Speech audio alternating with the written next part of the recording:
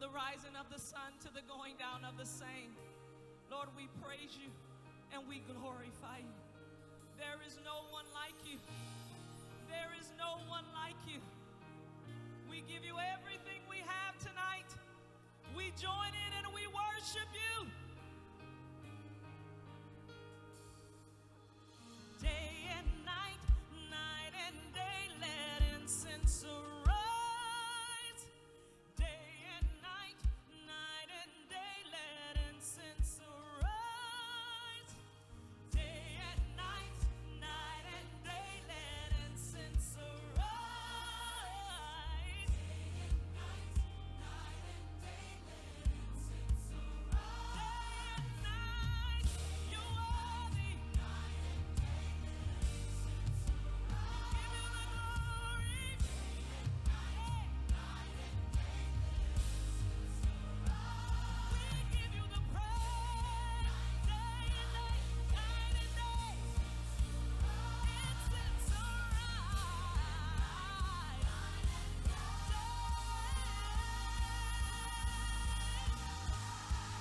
You're worthy of it all. You're worthy of it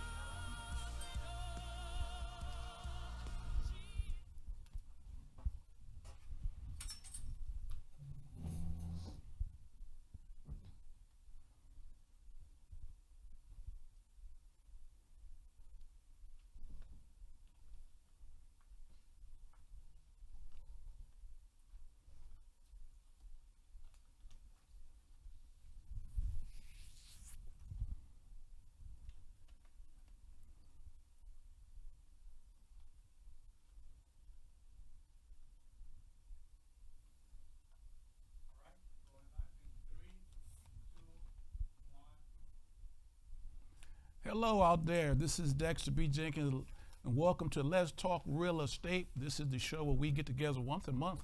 Oh, good Lord, new lips, y'all.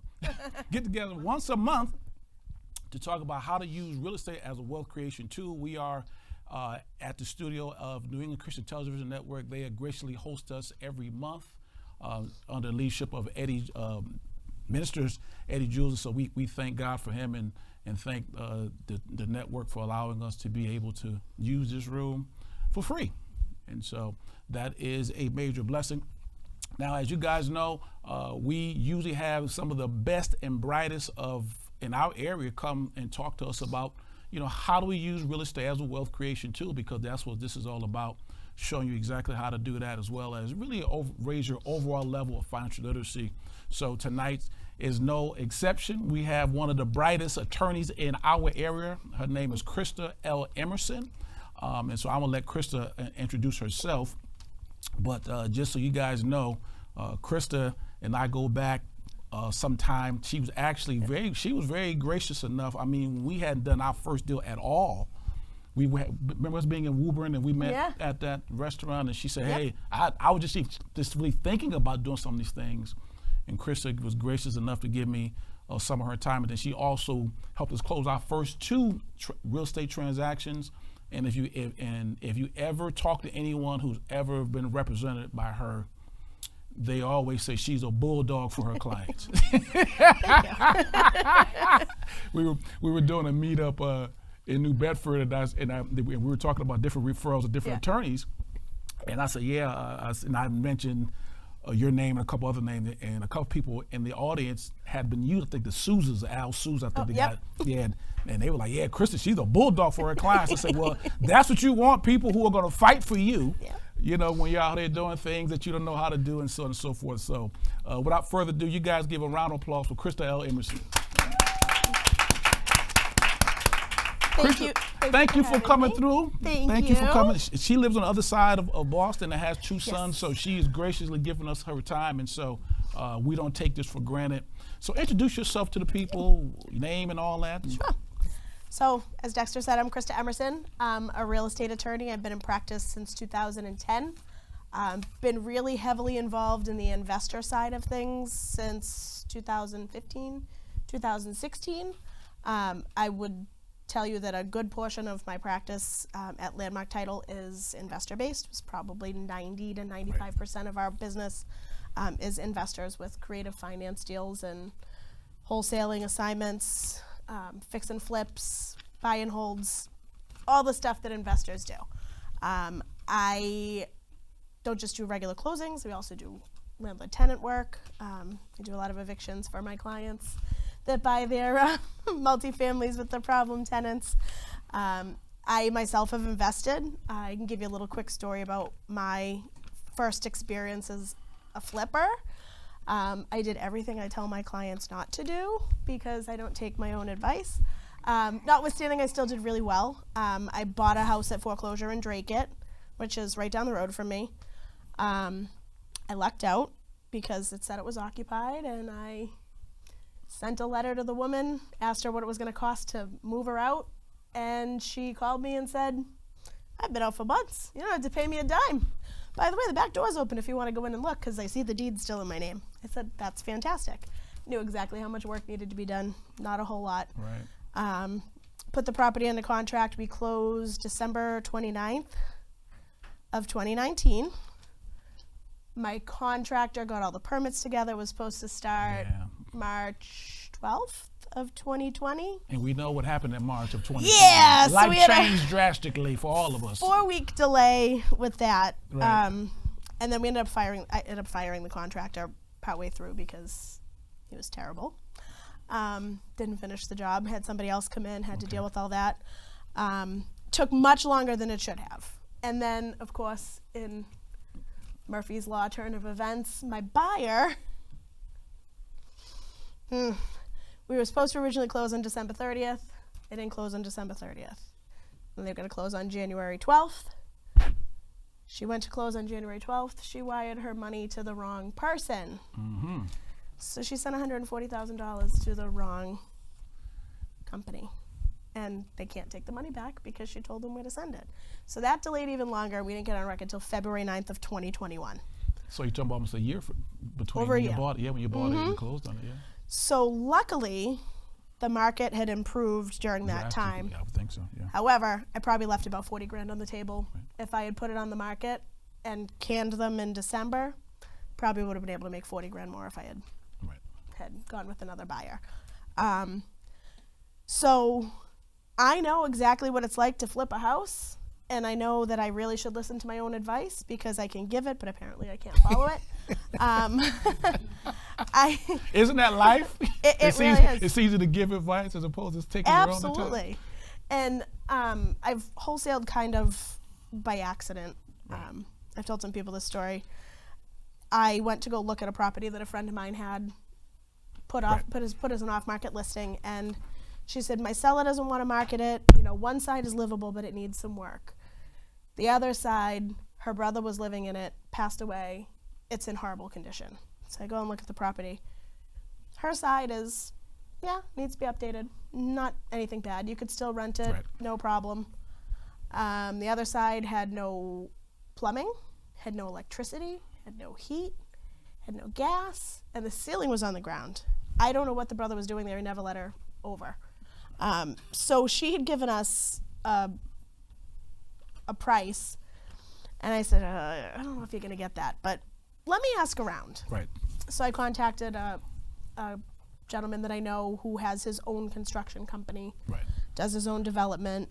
He's a realtor himself. He's flipped a bunch of properties. He's a landlord. And he said, I'll give her $9,000 over asking for it. I looked at him and said, seriously? He goes, yeah, and I'm going to give you $5,000 for getting me the property. Right. I said, I didn't even put it in a contract. And he's like, well, put it on the HUD as an assignment fee or a wholesale fee because you found me the property. Right. So kind of did that by accident. It was a nice little $5,000 surprise. Yeah. I'm looking for another flip, but we were talking about I need something perfect for me. Right. I don't want to do Well, we're heading in that direction. Talk about what we've done, and so you know, and so our audience has known. We've had people from Western Mass, so we had, oh my God, her name escapes me right now. The Coffee Realtor talked to us about what's going on Western Mass. We've had people in Boston, so we haven't had anybody north of the city. So you know, so talk to us about what you're seeing on the north side of Boston, meaning, we're always looking at, where are the next areas to invest. So talk to us about north of the city of Boston and maybe even to New Hampshire. I don't know if you go that far a little bit. Yeah, New Hampshire's tough. Okay. I would probably tell everybody to kind of shy away from New Hampshire because the taxes in New Hampshire are crazy. Okay. One place that we're seeing that is going crazy on the North Shore is Lynn. It used to be one of those places where nobody wanted to live, nobody wanted to visit, and housing values are crazy. Okay. I live in Lowell. Our housing values are nuts in most of the areas. They have leveled out a little bit. Okay. Mainly because of the interest rates. So things have leveled out a little bit. Properties are still going for over asking, but you're not seeing $60,000, $70,000, Like it was $80,000, before, yeah. $100,000 Yeah, the market was over crazy, asking. yeah. Because the buying power just isn't there for people with Exactly. with the increased interest rates. So it's definitely starting to level off for the retail buyers. On the investor side, I'm still seeing people put rock star deals under contract. It really is just a matter of who you talk to and who can work the deal. Right. I've seen some really, really good deals go under recently with some phenomenal wholesale fees. Right. So, Now we're going to talk about what wholesale is in a second, but go ahead. Yeah. So they're still making money. It's more about the people and how they find the deals and how they approach the sellers. Right. We are seeing a lot more of creative financing where sellers are financing their own deals for the buyers. Okay. We have a couple clients that are doing that a ton now. Right. The sellers have their homes paid off, and instead of just selling it and taking the tax hit, they're loaning the money Exactly. to the buyer. They're becoming the bank, basically. Right. Yeah. And the buyer is coming in and saying, all right, we'll pay you 5% interest on this $300,000 loan. Right. And it's cheaper than them going to any bank for conventional or commercial. Right. And it's definitely cheaper than hard money. So Right. Oh, yes. there's lots of different creative strategies that I'm seeing people use now. And that is probably one of the more common ones that we're seeing in this market. Really? Yeah. So far you said Lynn. Where else would you invest, or were you seeing your people invest on north of the city? Lawrence. Okay. Lawrence is a big one, which again is kind of surprising because it has that little bit of a stigma for not being a great place, but there's tons of multis. I have a client who picked up 2 rooming houses. He's got 110 rooms between the 2 of them now, and that's been incredible. Phenomenal. Exactly. What we're seeing a lot of now, specifically on the North Shore because I'm up there, is in like the Haverhill, Lawrence area. A lot of investors, because there's such a need for it, are opening up sober homes and multifamily homes. They're using them as sober living and getting licensed to run them as a sober living facility. So that's kind of been the big hot spot up in that area. I have one guy that bought, I think, 3 houses and is opening up 3 different sober homes. So that's another thing that's been kind of a big push for people because there's a huge need for it. Exactly. So, and again, it's really just identifying what everybody needs. Right. You know, and in some communities that's what's needed, and in other communities it's buying a house for $500,000, putting $300,000 into it, and selling it for 1.5. Exactly. So it's really just knowing the market. Those are probably 2 of the hottest spots up on the North Shore right now. So far, you guys listening, right? So now, what our class talks about all the time is there's a formula that I have our people use. I said that you have to find deals, you have to fund them, and then you have to monetize them. Yes. You know, so there has to be an exit strategy. So many different ways. So you've talked about some of the ways that we'll get to wholesale in a second. Yep. But then you're talking about the funding them. You know, so the creative ways kind of thing. One of the biggest things that most new investors and just investors in general always talk about, how am I going to pay for the deal? You know, and I think that stops a lot of people from taking action. Yes. And so I think the more strategies that people can open their minds up to, you know, it will allow them to, to get involved in deals. And then you're like the 3rd person I've talked to that has talked about sober houses, and all of them have been, to your point, Haverhill, Lawrence, those type of areas, and you know the amount of money that people are making, which is good because what you can do is, there's a saying that you can do well as you're doing good. Yeah, absolutely. You know. Absolutely. So I think that is something that if people can think outside of the box somewhat and be able to, because the key to those is make sure they run well. Absolutely. Because if they're not run well, it's HE double hockey sticks on wheels.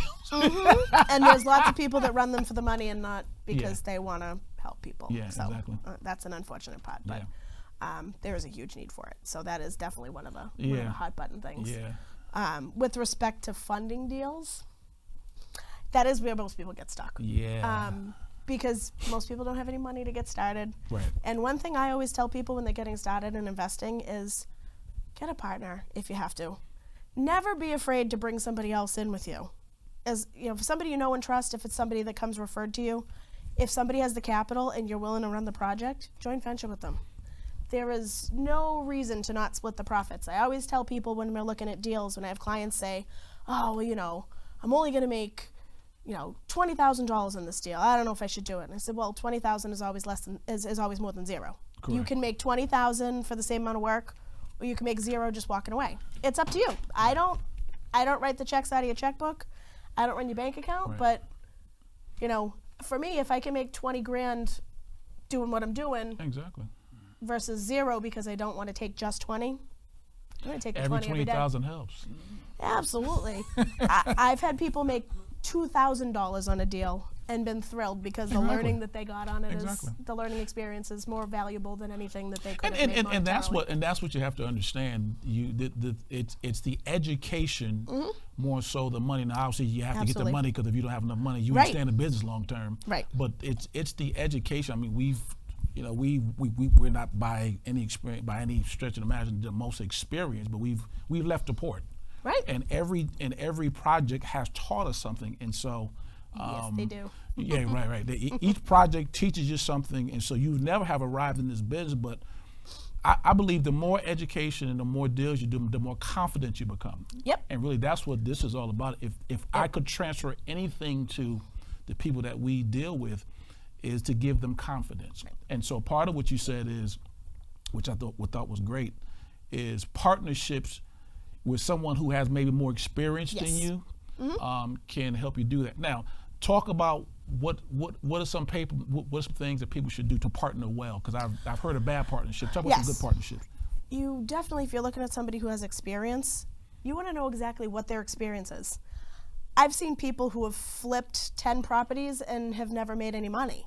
You know, they've bought 10 properties, tried to flip them, and they made, you know, $5,000 total. That's not somebody you want to partner with. You want to talk to them, say, you know, tell me about your deal. Tell me about, you know, show me your settlement statement. If they're going to be your partner, they should be open to giving you that information anyway. You know, what was your budget? Ask them the right questions about that. There's nothing worse than getting into a bad partnership, especially when money is involved. It's a marriage. It is. Really is. It's a marriage. It really is. My recommendation would be find somebody you know that you've met or that you've encountered who has done deals and can show you what they've done. And just approach them and say, listen, I'm learning. I'm looking for somebody to help me along the way. Right. I can find the deals. I'm having trouble with the funding. You know, I don't really have the money to put down, but I'm willing to manage the whole project and learn from you. And yeah, you might have to give them 60% of the profits. But what you learn and what you take out of it is going to give you money to roll into the next deal. Correct. And to be able to get to do this on your own. Right. I highly, highly, highly recommend doing written agreements to outline everybody's duties. Oh, stop right there. What did she say, y'all? No. Back no. Quote her correctly. Highly.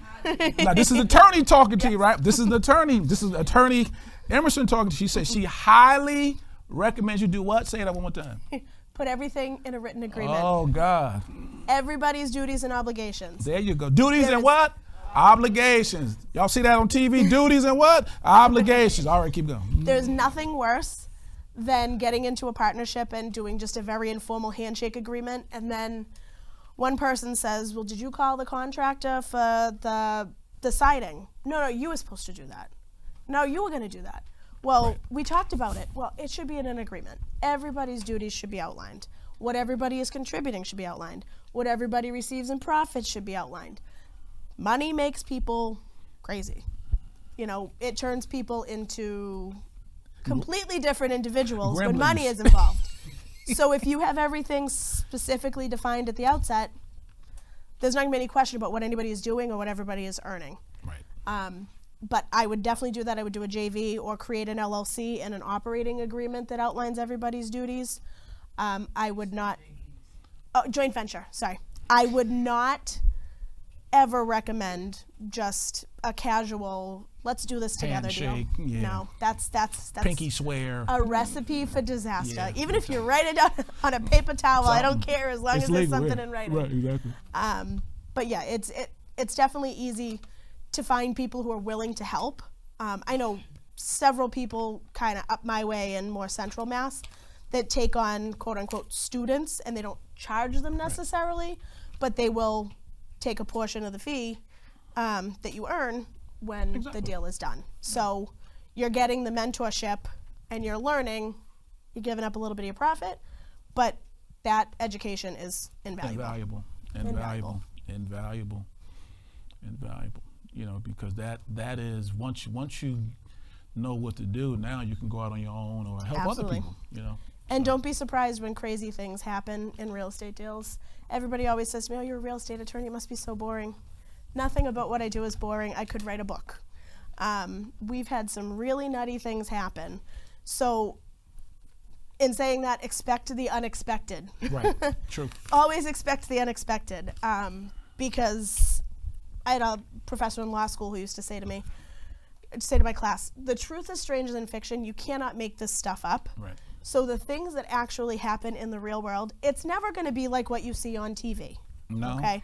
If you go onto a property that has a septic and a giant patch of the grass is green and they look at it, they know the septic doesn't work. They're not going to be surprised when they have to put a $40,000 septic in. Yeah. They saw it, they know it doesn't work, it's all for TV. Yeah. That's so true. Just but it's always the issue, and then it goes to commercial. Yes. And then it comes back. Yeah. yeah, I used to watch Flipping Vegas just for fun, and everybody be, oh, geez, this now. He was a whiner. Yeah, he really was. He's a whiner. But you know, you will encounter things like that. I had a client who bought a property, and he was like, yeah, I guess I kind of missed the crack in the foundation. I was like, can it be repaired? He goes, it can be repaired, but Right. it's money I wasn't planning on spending. Right. So, you know, that's where the mentor also comes in as well. Right. Because there are going to be things that you completely miss. Right. The first time I went to look at a property to try and wholesale, it was a 3-family in East Boston. I was like, this is great. This is a fantastic deal. I had like 6 people interested in it. I didn't get to close it because we found out they were building the MBTA exhaust plant right behind it. So what would have been a $700,000 condo was now like $500,000. Yeah. So we backed out of that one. But one of the questions that somebody asked me when I presented the deal to them was, so how many windows are there? And I was like, I don't know. Like, I don't know. It's 3-family. It's 3 floor. I don't know, like 6 per floor. Or 12. Right. Windows are not cheap. Like $300 Yeah, per easily. window. Yeah, easily. 200 to 300 a window. Yeah. It's 12 what we windows pay. times 3 is 36 $3,600, yeah. times 300 is 3,600. not Yeah. a lot of Yeah. money to miss. Yeah. Just a lot of the stuff that people will Right. look at and be like, oh, that's not a big deal. You know, water damage. Yeah. It's not always just painting over it. Sometimes you have to replace the drywall. No. Sometimes you have to You gotta replace fix the it, yeah. insulation. Sometimes the wood's rotted. Right. Having somebody who's been there and done that and knows what to look for, you have to have somebody who Yeah. knows it. And you have to have somebody who knows the construction costs too, Right. because they're constantly changing. And depending on where you are, they may be completely different. Yeah. I mean, Western Yeah. Mass is going to be much different than Metro Boston. Boston. Yeah. And North Shore is going to be vastly different than Worcester and Fitchburg. Yeah. Um, And that's the fascinating thing. If you get, even from certain areas, you get bids from certain contractors. You can get a low end, Yep. this, high end, that. You're like, it's the same job. Right. You know, but what I always say is people are willing to work for different prices. Absolutely. And so some They sure guy, are. some guy may be willing to Yep. work for, 200 a window. One guy said, I won't do it for but 350. Yep. And so part of your due diligence as a flipper or even as a retail person is to talk to 2 or 3 individuals, Yes. because you just never know who's going to give you the best deal. And sometimes the cheapest is not always the best. Exactly. Matter of fact, I would say most often. Right. When matter of fact, if a bid is too low, I'm like, okay, what's up with this? Because There's a this reason is for it. this is way too low. It's usually the bait and switch. They give you the the estimate, and then like, actually, it's going to be double. Yeah, exactly. And they end up being more expensive than the person that they Exactly. Yeah. were outbidding Right. and beat out. And I would also say vet your contractors, look them up, Oof. because some of these contractors are really terrible. And sometimes it happens between jobs. I mean, I had a client who had this guy come in and save the day when his flip was going horribly wrong. And the guy came in, he finished the project, he finished it ahead of time, from what his schedule was. Obviously, they were off schedule because of the prior contractor. He finished ahead of schedule. He did a great job. They got the house sold. Everything was great. They hired him for a second job, It was horrible. and he wouldn't respond to calls. He wouldn't show up. He was like, "Oh yeah, I got to change this. It's $10,000 more." And he was like, "For what?" He's like, "Yeah, it's just $10,000 more." So it got to the point where, I ended up having to step in with this client, and we had a meeting with the contractor, and I said, "Well, you're fired." And he's like, "You brought your attorney here to fire me?" I said, "Well, you weren't hearing my client when he said that Right. you were not doing what needed to be done." I said, "So I am here to hand you your termination letter and tell you that you're fired." And they were not happy about that, but they didn't do the job. And Yeah. he was raving about them. Right. After he saved them in his Revere project. He was like, "They're phenomenal. I can't wait to work with them again." And then he had them over a project, I think it was Everett, and they were horrible. Right. And then I said, "What else do you know about them?" And he's like, "I'm not really sure." And I Googled them, like, they have pretty bad reviews. I think your Revere property was kind of the anomaly and not Right, the the norm. outlier, yeah. And you really have to look at the reviews too, because some people get really upset over silly things. So in reviews. But since we're vet there, your contractors. tell us what we can do legally to look up to look up a contractor, because there's some websites and things you can go to. Yeah, so you can obviously Google. You can do like the Better Business Bureau and look them up on the Better Business Bureau. That's not always a great avenue for people. I prefer everybody using personal references and people that they've worked with. Exactly. You can check court records to see if they've ever been sued. Not always easy when you don't have access to the system, but if somebody says to me, "Hey, I'm going to hire ABC Contracting out of Attleboro. Can you check them out for me?" I totally made that name up. That's not a real place. Not a real company. I can look it up and see if they've ever been sued and what they've been sued for. If they're sued because they didn't finish the job or because they walked off with money, and I'd be like, you don't want to deal with these people. Could it be that it was a one-time thing? Maybe. But do you want you to be the second time potentially? No. That's definitely the best way. I think personal referrals are always the best. Correct. Somebody that's established and has done good work for other people before is always the best route to go. Yeah. All right. So far, any questions in the audience thus far? Or was Krista just that mesmerizing? You guys don't know what to ask. I have a question. Sure. You said Lowell and Lynn are like, you said crazy. Is that you just talk about the prices that things are going for? Is there like a volume transactions going on that? Oh, sorry. So you want to know if it's the volume of the transactions or the prices in like the Lowell Lawrence area? What's making Lowell? What's making it? Yeah. It's a lot of the prices being driven up. There is still a lot of investor activity going on in those places for multis. I think there's a lot of landlords kind of trying to get out of the landlording game. Right. So there's a lot of multis coming on. But the prices are pretty nuts. There's a four family around the corner from where I live that was purchased for I think $450 like 4 years ago, and it was on the market for $900. So That's appreciation. a big jump. Yeah. And I don't live in the super wealthy area Okay. of Lowell. I live in a nice neighborhood, but I don't live in the wealthiest neighborhood in Lowell, as they Right. like to call it. Right. So it's really just the prices are crazy, like they are everywhere else. But people, like I said, people are still finding deals. Right. It's a lot of just digging for them. Right. Nothing on market. People aren't finding anything really on market. You never really find anything on market for flipping or Right.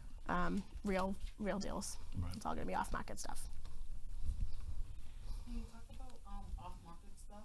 And how do you find like off-market stuff? Yep. Where should you look for off-market? There's a ton of ways to find off market. One of the easiest things to do, and I did this when I first started getting into investing and working with one of the women who actually got me involved in this, I would drive around and I would drive around with my kids, and my son would be like, Mom, that house looks gross. You should write that down, and Yeah. you should follow it. You should follow Yeah. that, through the registry and find out who Track it owns that down. house. Yeah. That's the easiest way to do it. Just in your travels, if you can drop a pin in your location, drop the address, go onto the registry or go onto the tax assessors database, make sure it's the right house, find out who owns it, send a letter to them. Call them if you can skip trace them. Skip tracing is basically just finding their phone numbers and calling them. A lot of people go for probates, people who have passed away. You can get that information in the court records. Not the easiest to find. People will sell you lists. Right.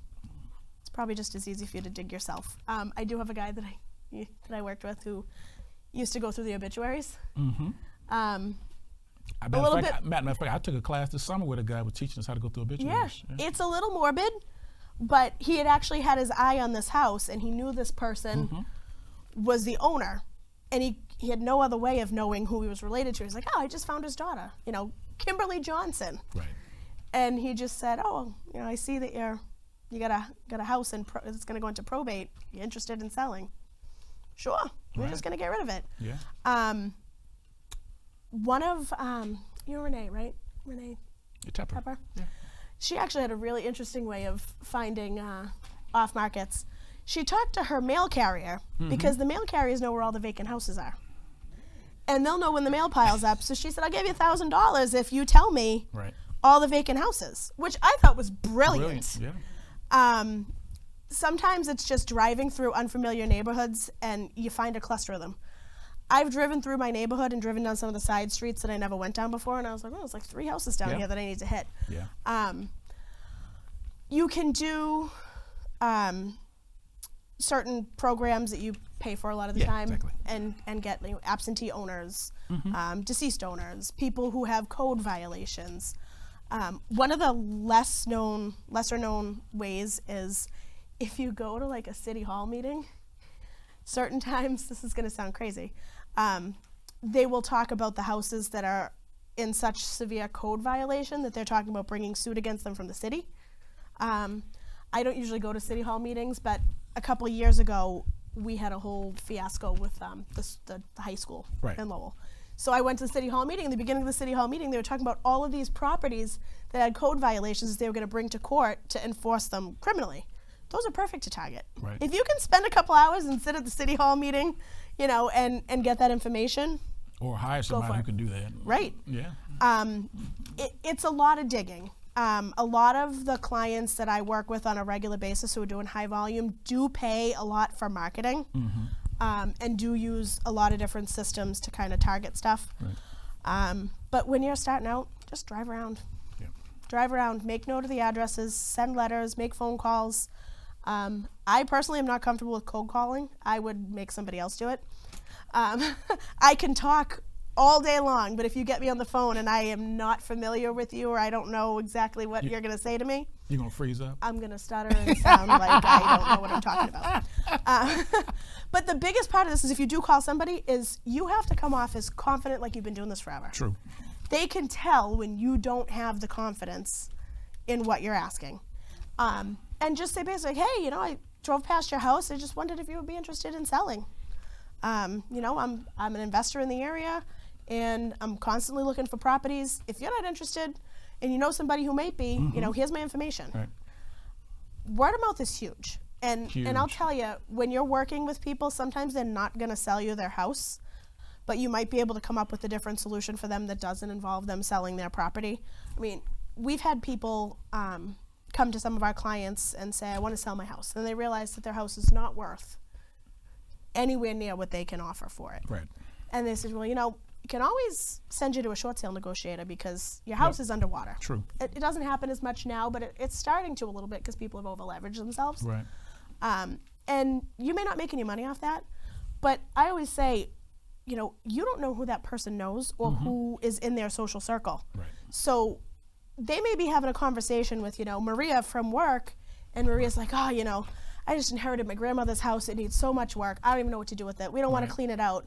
And that person that you referred to the short sale negotiator might say, hey, Right. I just talked to Cindy. she couldn't buy my house, but you know what? This is what she does. You should give her a call. Right. You never know who knows people. I always tell everybody that my very first case when I went into private practice, I did a lot of disability law in the beginning because that's what I was really familiar with, and real estate was kind of like a small piece of my business. My very first client in private practice, I got 9 cases off of hers. Yeah. That's how it insane. goes, And because I didn't know who she knew. Right. And she just kept saying, you know, she did a great job for me. She really helped me. Mm-hmm. She referred me to her sister, who referred me to this person and this person and this person, this person, this person. And I said, how did you find me? And they said, oh, Maggie. I said, she's still getting me Still clients, getting you huh? referrals, yeah. Yeah, still getting your So clients. everybody's circle is much larger than you know. Right. So that's a great way to do it. Talk about what you do. Right. Don't be afraid to tell people that this is what you're trying to do. Right. It's all about getting your name out there. I am not a proponent of sticking signs on telephone poles. Right. I think they're kind of a waste. I'm also not crazy about mailers, like when you send out the postcards. They usually, sometimes they're okay. It depends on who does them.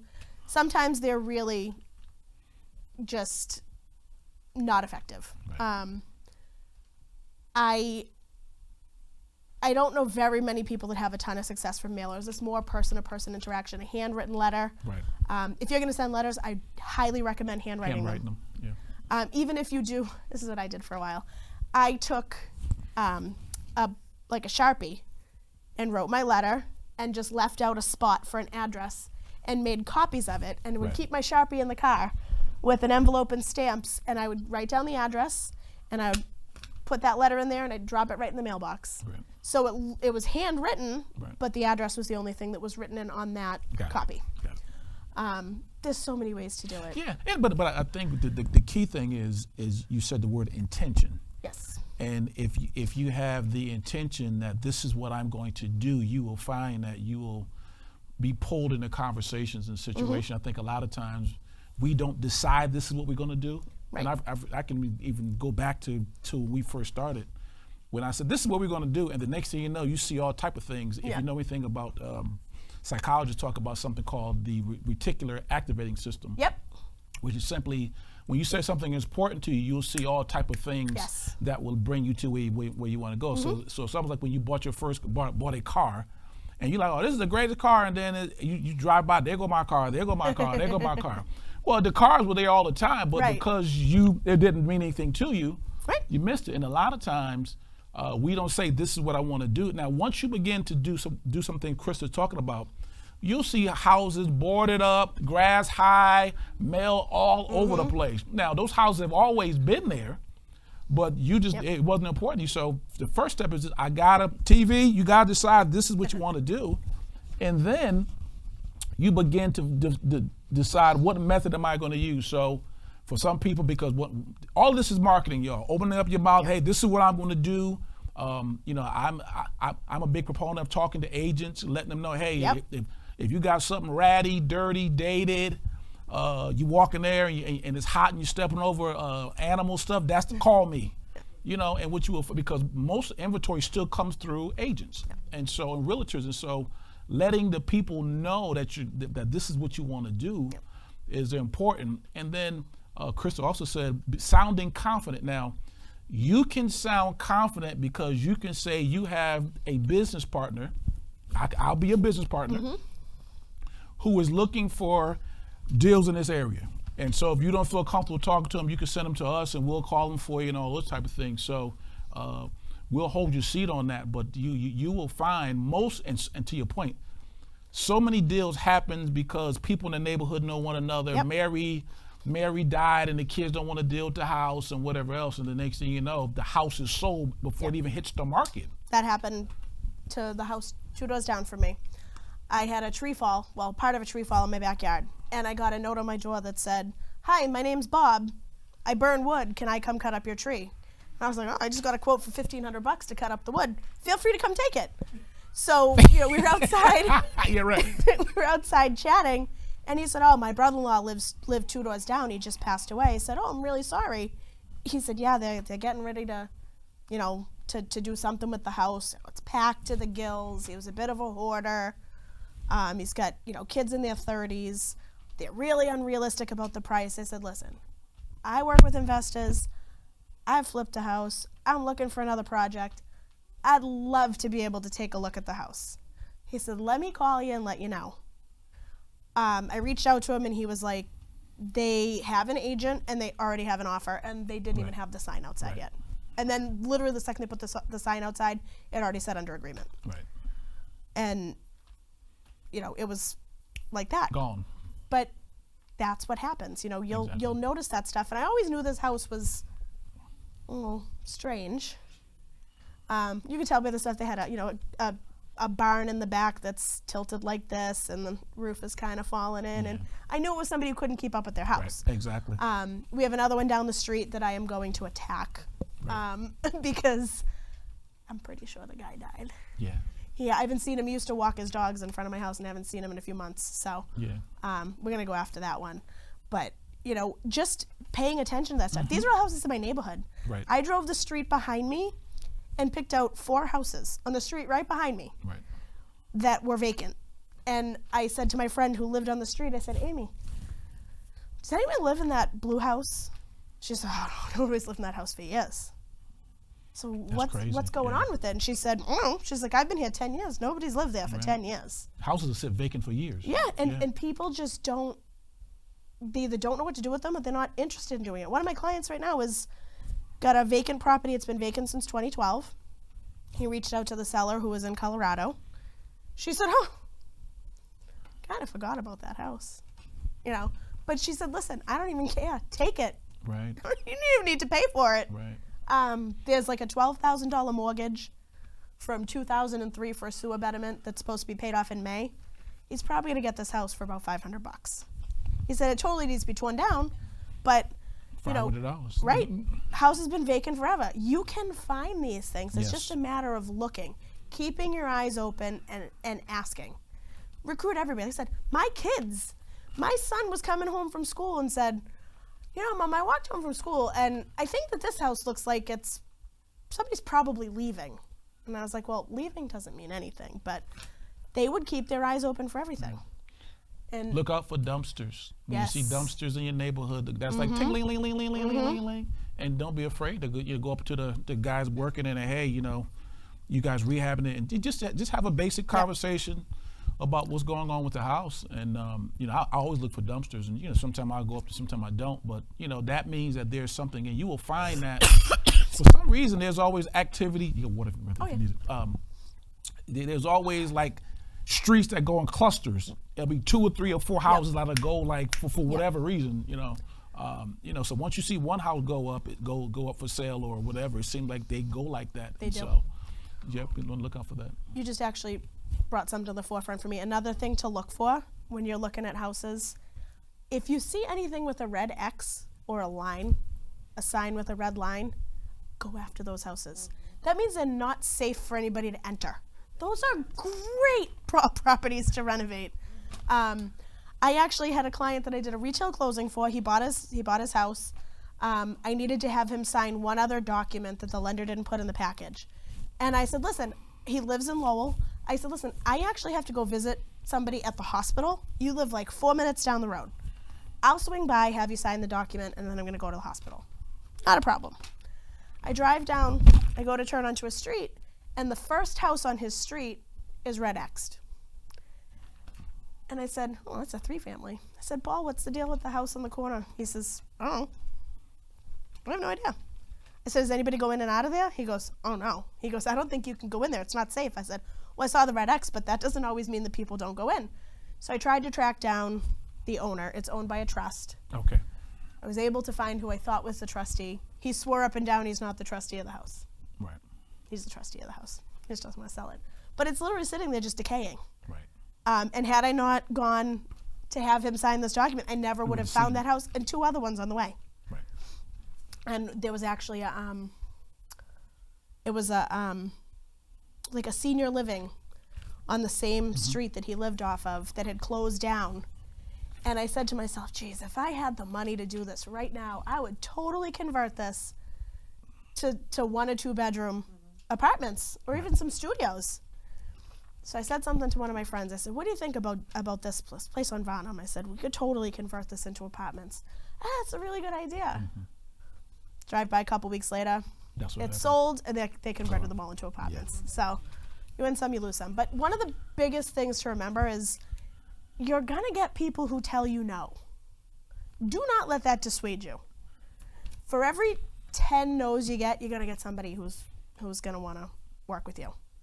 You have to get used to hearing no. Yeah. Okay? It's like the door-to-door salesman who's like, hi, do you want me to sell you solar panels? No. They still knock on the doors because eventually somebody's going to say, you know what? I'd love to have some solar panels. Exactly. And they make their money's worth.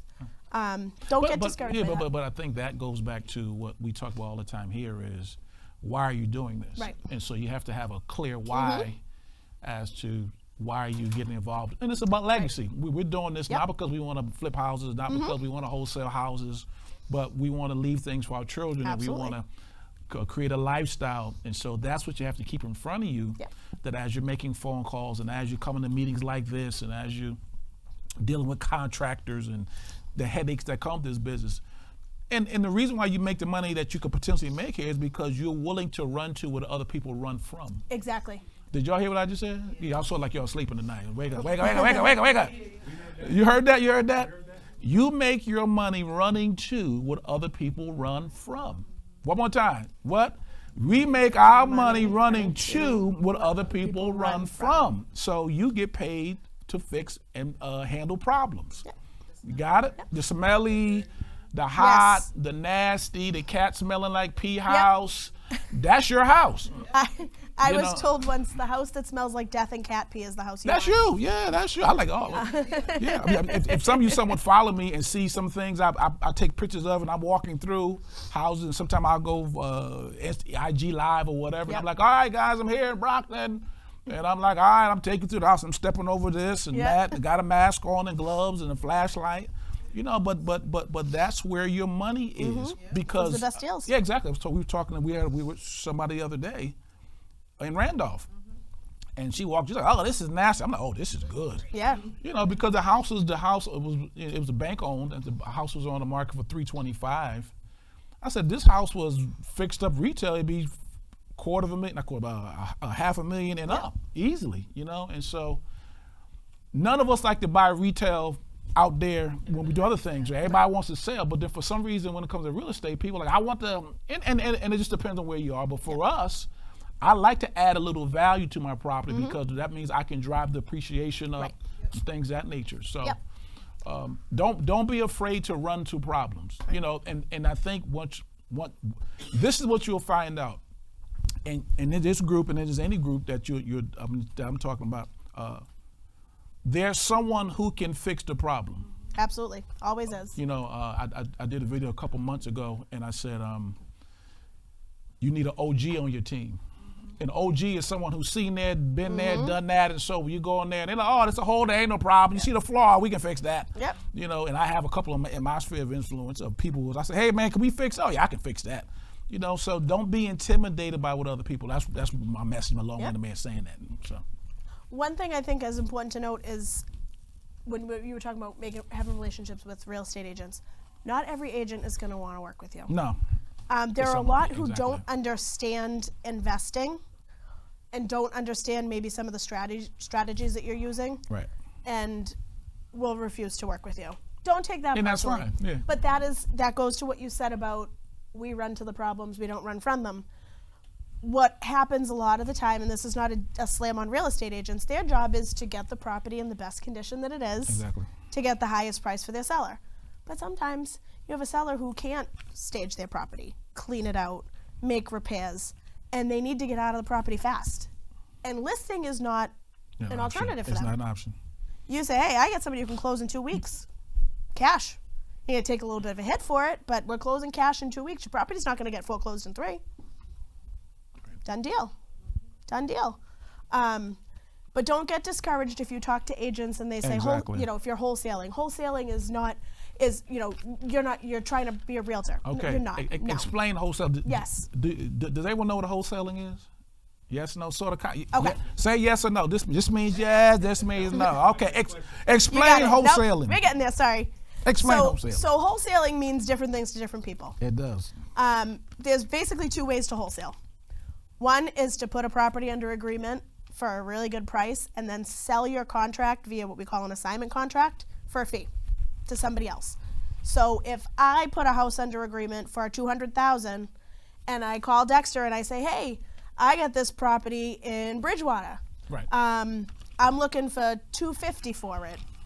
It needs like $200,000 worth of rehab, but it's a $700,000 area. Making those numbers up because I don't know anything about Bridgewater. 650 is more Yeah. closer. Just 650. And he says, hey, you know what? That's a great deal. So I put the property under contract for $200,000. I assign my rights in the contract to him for a fee of $50,000. So he pays $250,000. I'm only supposed to be paying the seller $200,000.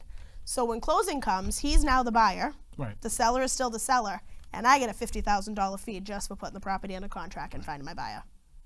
So that's the first and the most common way that Right. we refer to as wholesaling in Massachusetts and New Hampshire. It means different things to different people because in some other states, they'll tell you you're not wholesaling unless you're closing on the property. Right. So you close on the property first, and then you resell. So you do like a domino closing. Called a double close. Yep. That works wonderfully when you have a really big spread or you have a seller who does not want you to assign your rights Right. to anybody. Right. Sometimes that will be in your purchase and sale agreement that you Right. can't assign your rights. The contract's not assignable. Right. Then you get a double close. Now that's a nugget you just said because in Massachusetts or in most real estate contracts, are they assignable or not assignable? All contracts are assignable unless expressly prohibited. I can't Okay. speak today either. So if somebody says to you, hey, you can't do that. I didn't allow you to assign my contract. You didn't have to. Contract law says it's assignable. You didn't prohibit it. Right. Sorry. They're out of luck. But yeah, so a lot of people will close on the property and then turn around and resell. It's a little bit riskier that way because if you have a buyer on the end who's, for lack of a better Flaky. term, a little flaky, Yeah, yep, flaky. and they don't close, you're stuck with this stuck with the property and a transactional funding loan that you have to pay off in 48 hours. You want to make sure that your buyer on the other end is solid if you're going Right. to be double closing. Right. I actually work with a great company for transactional funding. Oh, good. We love them. They're phenomenal to work with, and they Okay. don't charge you points. They Yeah. charge you an annual fee. They're in Mass. They're actually in New York, but they will work in Mass and New Hampshire. They'll work pretty much anywhere in the country. Good. They charge an annual fee Right. and bring every penny to closing. They give you every penny at closing, and you just get it paid off in the BC transaction. So All right. that's a great resource. I'm not going to give a little PR plug unless you want me to. PR, for who they go are. ahead. All right, it's Finger Lakes Funding. We love working with them. Julia and Bianca over there are phenomenal. If you want their info, I can certainly connect you with them. Say that slower. Finger Lakes Funding. Finger Lakes, Finger. Yep, Lakes, Lakes. yep. Funding. They're in the Okay. Finger Lakes region of New York. Yep, yep. I've never heard of funding. So you have to have an LLC in order to get funding from them. They don't lend to individuals. Right. Yeah. Most. Just some administrative stuff in the background. So you have to have an LLC. It has to be in good standing. Mm-hmm. You have to obviously have both contracts before they fund. Okay. But they're super easy to work with. I would never hold them to this, but they've turned around deals for us in like 3 days. They don't like to do that. Right. Try and give it a couple weeks. But they're phenomenal to Okay. work with. And if you find yourself in a position where you need to do a double close, you'll also have to do double closes if you have any REOs or Mm-hmm. short sales. Right. Real estate owned, so bank owned properties. So any Bank-owned foreclosures. Yeah. You can't assign those. Usually you have 24 hours to assign them under the agreement. Nobody knows that, and nobody does it because nobody finds a buyer in 24 hours usually. Okay. So you would double close that. Got it. The downside is, you pay closing costs Mm-hmm. on Yeah. both transactions, so you want to have a healthy spread. Right. But it's a way to get it done. I would caution too, while we're talking about short sales, is that make sure that the short sale deed does not have a resale provision in it, a restriction. Some of the short sale deeds, depending on who they're coming from, will tell you that some of the lenders will put a restriction in there that says you cannot resell this property for 90 days. Right. We have ways to work around that too. Okay. Yeah, So- that I've seen 60 days. Yep. I've never seen 90, but I've definitely seen Yep. at least 60 days. Yeah. So there's definitely ways to work around that, and Why would they have that? so people don't make a profit off of it by flipping it. It's not super common, but it is something that we see. As I said, there are ways around that. So if you create a separate LLC for a property Right. and you sell the LLC, you're not selling a real estate it. entity. You're selling an LLC that owns a business asset. So we've done things that way, and there's nothing that They can the do. lender can say because Yeah, you're not exactly. selling the Selling- real estate for a higher price. You're selling. You're the- selling your the- business, The LLC. and yeah. they have no right to dictate Nice. business. So Funny you said that because someone talked to me about that, and I was Yeah. and I said that's a smart way. That's a chess way of Yep. doing things. Yep. Some people will do trusts. I think the LLC is easier. It's cheaper, Right. and you can switch out management at the closing table with an amendment and $120. Now, question: does your firm set up LLCs? We do, yes. Okay. We do. We'll set up LLCs. We do single, multiple members. We'll set up the LLC, do the operating agreement, get you your tax ID number. Basically, Okay. all you have to do after that is Go to work. get a bank account Yeah, exactly. and Yeah. find your business. Yeah. Well, we got about 7 Okay. minutes left, so I want to get any other questions. And Chris is going to hang out for a little bit after Yes. we go off the air, so y'all should have been here. So you're going to miss whatever else we talk about, but I want to make sure if there's any other questions, because I want to leave Krista time to plug her company, and if you ever want to reach out to her to have her represent you in anything, I want to give her enough time to do that. Any questions in here that we need to cover before we let Krista do her Yes. commercial? With probates, Mhm. when it's kind of, I found that it's easy to find the deceased owners, but finding the heirs I've been having trouble doing. I heard there was like a public record thing where I could find heirs and things like that. Can you speak on that? Yep. So Mass Courts has a public access and attorney access. Public access will show you the name of the person who's petitioned, but it's not going to show you any of the filings. So you're not necessarily going to get their address. If you get somebody whose name's like John Smith and you try and Google John Smith in Brockton, you're probably going to find 35 of them. 10,000, John Right. Smith. Yeah. So I can easily look it up and find out who the heirs are and give you that info because it gives me their address and their phone number. Yeah. That's the upside of having the access to all of those. I have people call me all the time like, this one says they're the personal rep. I said, they're not the personal rep. They haven't even opened probate yet. Oh. I said, they might be the personal rep in the will, but they have to go through probate. And to that end, the probate process can be really long. So be prepared for that with anything that needs to go through probate. Sometimes it can be really long. We had one go through that took 2.5 years. They had 8 kids. Some of the children had died, leaving multiple other children. We had 26 heirs we needed to notice, one of whom was homeless. So Yeah, her sister was like, well, I know where she hangs out. I'm just gonna go serve her in hand. And then she called me and yelled at me because we found her. So probates can be tough. They're not impossible. You definitely need a good probate attorney. I try and stay away from those as much as possible. Unless it's basic, I'm the only one living. I need to be appointed, and that's it. Got it. I have a great attorney that I refer my probates out to. Got it. So yeah, that's the easiest way to find them is to be able to look in the actual docket, but you don't have that access, unfortunately. You can go to the courthouse and look it up, but that's kind of time consuming. All righty. Tell well, two announcements. Sure. Two things I want to announce before we go. We had talked about us doing a conference. So save the date, June 10th. I think all you guys in here may have gotten the email already, but June 10th from 10 a.m. to 3 p.m. We're holding the Wealth Creation Summit. So that's going to be in Canton. Actually, I may have talked to you about coming and speaking. Yeah. So hold a date on that and get the word out. We got 150 seats that we need to fill. So we'll be doing early bird specials and all that. So that by the next time we get together in March, we'll have more of the information on that. But we're excited about doing that because this is going to be a way for us to get together for a day and immerse ourselves in how do we use real estate as a wealth creation too. So excited about that. But then also our course that we're selling. So some of you have already picked it up. If you haven't done that, feel free to do that.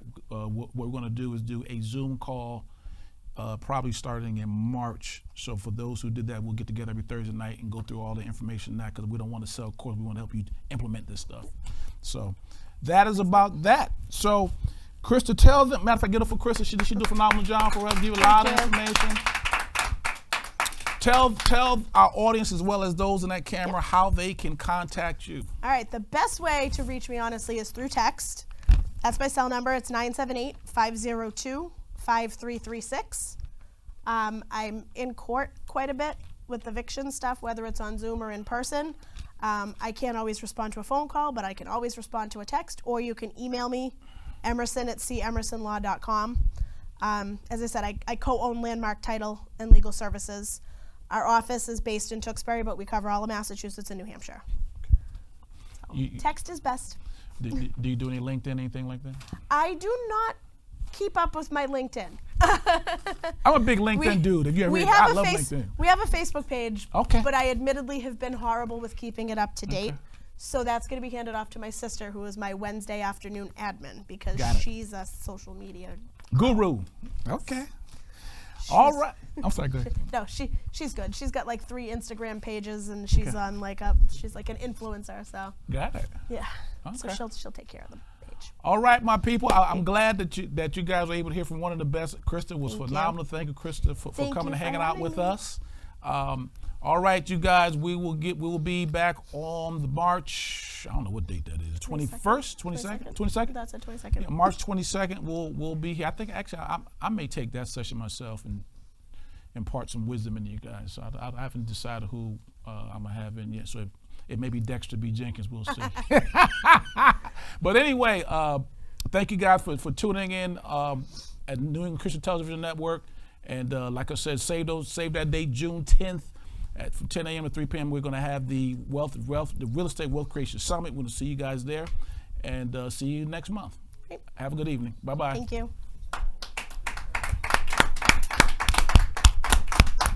We good?